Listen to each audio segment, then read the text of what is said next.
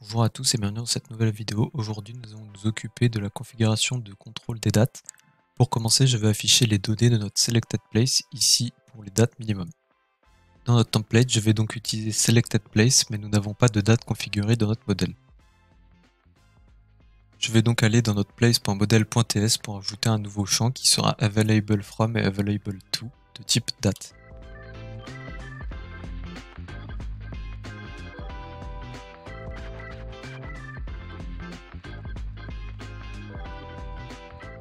Cet ajout va donc un peu casser notre application, principalement dans notre place.service.ts. C'est ici que je vais ajouter les dates avec deux new dates qui correspondent aux deux variables que l'on a créées précédemment. Je vais répéter l'opération dans toutes les places de notre fichier.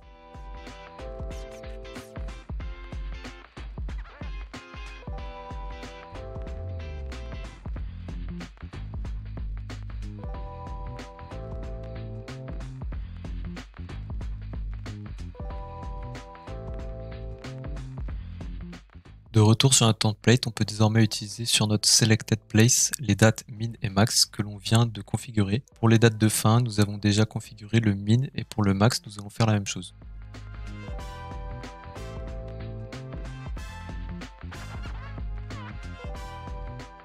Si vous essayez de réserver dès maintenant sur l'application, une erreur va apparaître. Pour éviter cela, nous allons utiliser la méthode toIsoString pour que les dates suivent la norme ISO.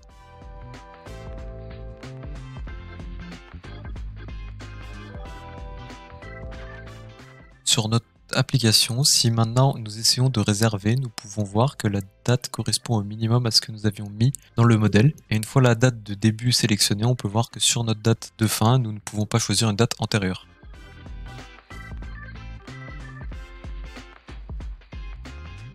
Pour cela, je vais d'abord revenir sur ma page où l'on sélectionne cette option dans le fichier placedetail.page.ts dans l'action sheet qui nous permet de choisir entre le select ou le random mode. J'ai besoin de transmettre l'information de quel type de formulaire je dois initialiser. Pour cela, dans la configuration de mon component, je ne vais pas que mettre displace, mais je vais ajouter le select mode qui sera le mode que l'on a ici, soit select, soit random. Maintenant, dans mon createBooking.page.ts, je vais ajouter un input qui sera notre select mode avec ces deux strings possibles.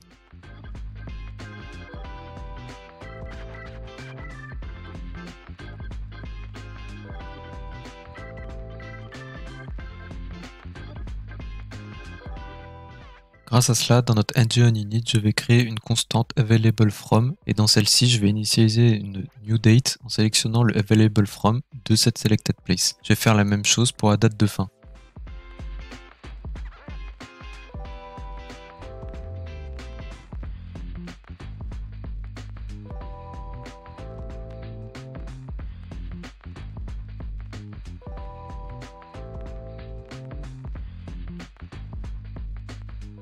Maintenant, je vais choisir une date aléatoire entre cette date de début et de fin uniquement si le mode choisi est le mode random.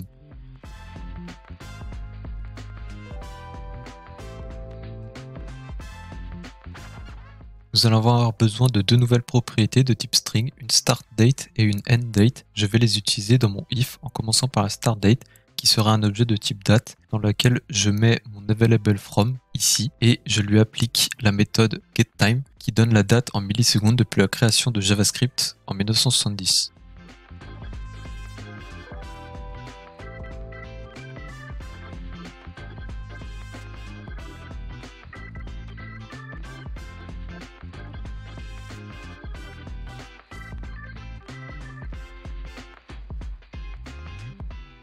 Ce que l'on veut est une date aléatoire, donc j'ajoute à ma date actuelle en millisecondes un mat.random qui va me donner un nombre entre 1 et 0, puis je vais le multiplier par ma date maximale moins une semaine.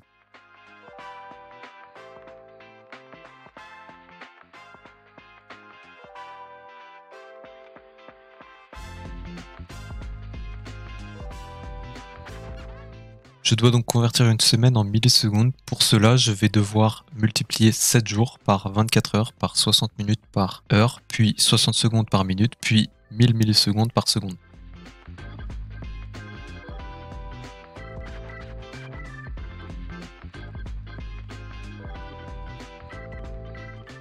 puis je vais soustraire cela par available from.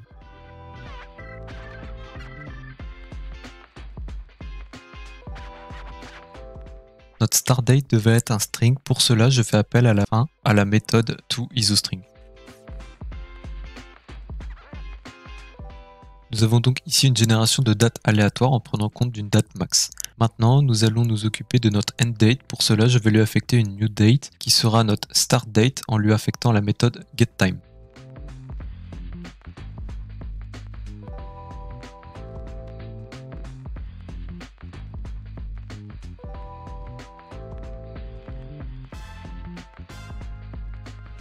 Ensuite, j'y ajoute encore un mat.random que je multiplie par une new date de start date, puis je lui applique un getTime. Puis cette fois-ci, je vais ajouter, disons, une portée de 6 jours. J'ajoute donc le même calcul de conversion, mais pour 6 jours, puis je soustrais ma start date.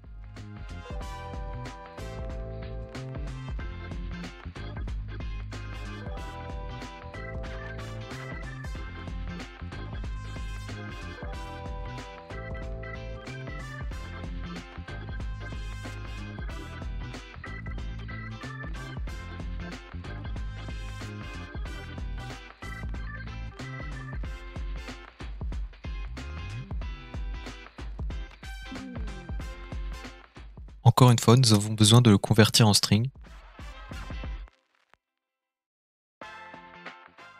Maintenant, sur notre template, je vais relier mon ngModel de mes deux IonDateTime à startDate et endDate. Comme nous l'avons codé dans notre ngOnInit, cela s'affichera et fera les calculs des dates aléatoires uniquement si le mode random est sélectionné.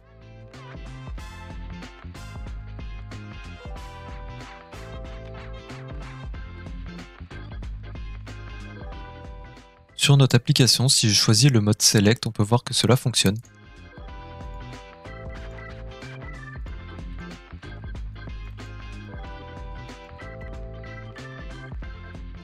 Puis si je choisis le mode Random, cela fonctionne également.